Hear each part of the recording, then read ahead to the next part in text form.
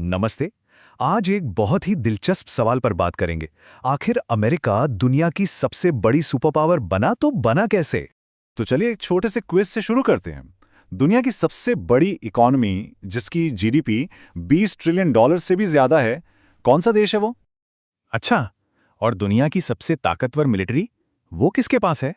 और सोचिए वो कौन सा देश है जिसकी फिल्में, जिसकी कंपनियां, जिसके इनोवेटर्स का पूरी दुनिया पर सबसे ज्यादा असर है? हाँ, इन सभी सवालों का जवाब एक ही है और वो है अमेरिका। लेकिन असली सवाल तो ये है कि अमेरिका इस मुकाम तक, मतलब ग्लोबल डोमिनेंस तक पहुंचा कैसे? तो चलिए आज इसी सफर को थोड़ा करीब से देखते हैं। अमेरिका के सुपर पावर बनने की कहानी की शुरुआत होती है उसके विस्तार से, मतलब उसके फैलने से।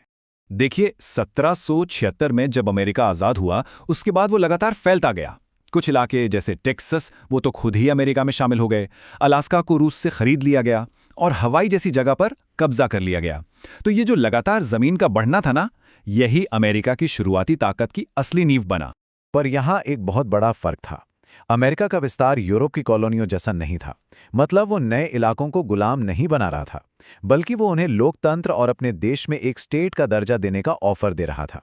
और सच कहें तो यही वो अनोखा तरीका था जिसने कई इलाकों को अपनी मर्जी से अमेरिका में शामिल होने के लिए खींच लिया। अच्छा, अब कहानी में उस मोड़ पर आते हैं जिसने सब कुछ बदल दिया। एक ऐसा दौर जिसने अमेरिका को एक झटके में दुनिया की सबसे बड़ी ताकत बना दिया। सोचिए, फर्स्ट और सेकंड वर्ल्ड वॉर ने पूरे यूरोप को तबाह करके रख दिया। उनकी इकॉनमी बर्बाद, शहर खंडहर। लेकिन दूसरी तरफ था अमेरिका, जो ज्योग्राफिकली, मतलब अपनी लोकेशन की वजह से इस पूरी लड़ाई से दूर था। युद्ध उसकी जमीन पर तो हो नहीं रहा था, उल्टा अमेरिका ने तो लड़ने वाले देशों को हथियार और सामान बेचकर जबरदस्त मुनाफा कमाया। और बस यहीं से पूरा गेम पलट गया। साल था 1944। 44 देशों ने मिलकर एक समझौता किया जिसे कहते हैं ब्रेटन वुड्स अग्रीमेंट। उन्होंने तय किया कि वो अपनी करेंसीज को अमेरिकी डॉलर से जोड़ देंगे। बस इसी एक फैसले ने डॉलर को दुनिया की रिजर्व करेंसी बना दिया और अमेरिका वो बन गया ग्लोबल इकोनॉमी का ड्राइवर। वर्ल्ड वॉर के बाद अब दुनिया में सिर्फ दो सुपर पावर बची थीं, एक तरफ अमेरिका और दूसरी तरफ सोवियत यूनियन। और यहीं से शुरू हुआ अमेरिका के दबदबे का अगला चैप्टर। ये जो कोल्ड वॉर था ना, ये हथियारों से ज्यादा आइडियोलॉजी की लड़ाई थी। एक तरफ अमेरिका का कैपिटलिज्म और दूसरी तरफ सोवियत यूनियन का कम्युनिज्म। मजे की बात यह है कि दोनों देश कभी सीधे सीधे नहीं लड़े, वो दूसरे देशों में प्रॉक्सी वॉर्स के जरिए एक दूसरे से भिड़ते रहे। अमेरिका का बस एक ही मकसद था, कम्युनिज्म को दुनिया में फैलने से रोकना। और आखिरकार 1990s के दशक में जब सोवियत यूनियन टूट गया तो इस रेस में अमेरिका अकेला विनर बचा। और अपने इस मकसद को पूरा करने के लिए अमेरिका ने, कह सकते हैं, हर तरीका अपनाया। दूसरे देशों में विपक्षी गुटों को पासा देना, सरकारें गिरा देना, यहां तक कि चे गुवेरा जैसे क्रांतिकारियों की हत्या में भी उसका हाथ बताया जाता है। उसने नाटो जैसे मिलिट्री अलायंसेस बनाए और हद तब हो गई जब उसने सोवियत यूनियन को रोकने के लिए अफगानिस्तान में मुजाहिदीन जैसे ग्रुप्स को भी फंड किया। उस कोल्ड वॉर का असर आज भी दिखता है। पता है, आज की तारीख में दुनिया के 70 से ज्यादा देशों में अमेरिका के 800 से भी ज्यादा मिलिट्री बेस हैं। ये पूरी दुनिया में उसकी पहुंच और मिलिट्री पावर का एक जीता जागता सबूत है। लेकिन कहानी का एक और पहलू भी है। ये तो हुई बाहर की बात। अब जरा देखते हैं कि इस सुपर पावर के अंदर क्या चल रहा है।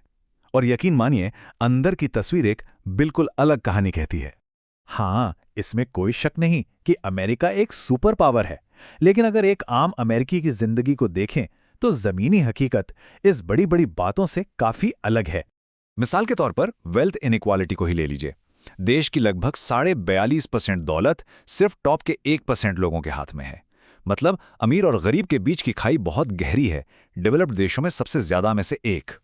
और परेशानियां सिर्फ यहीं खत्म नहीं होती। हेल्थ केयर सिस्टम बहुत ही ज्यादा महंगा, कॉलेज की पढ़ाई के बाद स्टूडेंट्स पर लाखों डॉलर का कर्ज, और तो और सिर्फ 2020 में ही 600 से ज्यादा मास शूटिंग की घटनाएं हुई। सच कहूं तो ये आंकड़े एक सुपर पावर वाली इमेज से बिल्कुल मैच नहीं करते। तो ये सारी बातें हमें एक बहुत ही जरूरी सवाल की तरफ ले जाती हैं।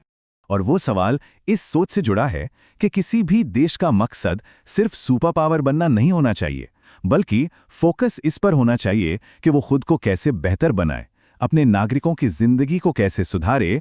तो आखिर में बस यही सवाल रह जाता है, क्या दुनिया का सबसे शक्तिशाली देश बनना ही कामयाबी है, अगर वो ताकत अपने ही लोगों को एक अच्छी जिंदगी न दे पाए? ये एक ऐसा सवाल है जिस पर हम सबको सोचने की जरूरत है।